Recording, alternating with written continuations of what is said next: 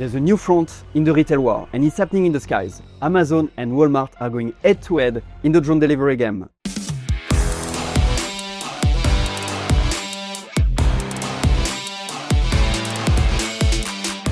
But the strategies couldn't be more different. Amazon has gone all in on building its own drone delivery system from scratch.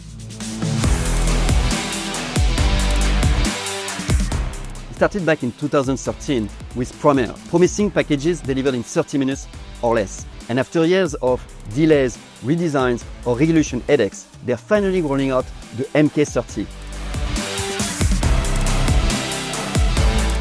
An autonomous hexacopter that hovers 13 feet above the ground to release packages. But here's the thing, after more than a decade of work, Amazon has only completed about 12,000 deliveries, operating from just 2 sites. College Station in Texas and Phoenix, Arizona. That's it. Meanwhile, Walmart took a completely different approach. And it's working. Instead of building its own drones, Walmart partnered with multiple startups to scale fast. Drone Up for short-range deliveries, Flytrex for suburban coverage, Zipline, whose drone use a tether to lower packages to the ground. And most recently, they partnered with Wing, the company backed up by Google. And thanks to this partner-first strategy, Walmart already completed over 150,000 deliveries since 2021, 12 times more than Amazon's total.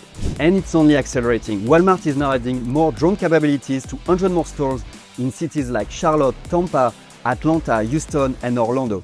Combined with existing locations in Dallas, its drone network will cover soon areas where 1 in 10 Americans live. Amazon, by comparison, is only starting to expand in cities like Dallas and San Antonio, with international plans like in Italy and UK still in early stages.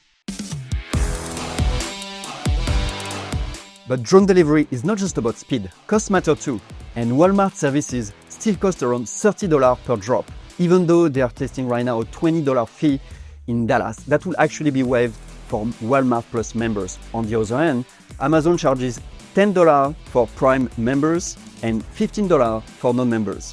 But there are other challenges too, from regulation restrictions to noise complaints in test zones. And let's be honest, using a drone to deliver just crackers might not make economic sense just yet. But as the market is expected to grow to $30 billion by 2030, both companies want the first mover advantage. But the big question is, will Amazon in-house model pay off in the long run?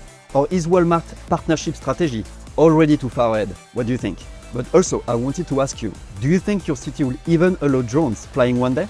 And if so, would you use them? Because if given the choice, would you pick cost or silence?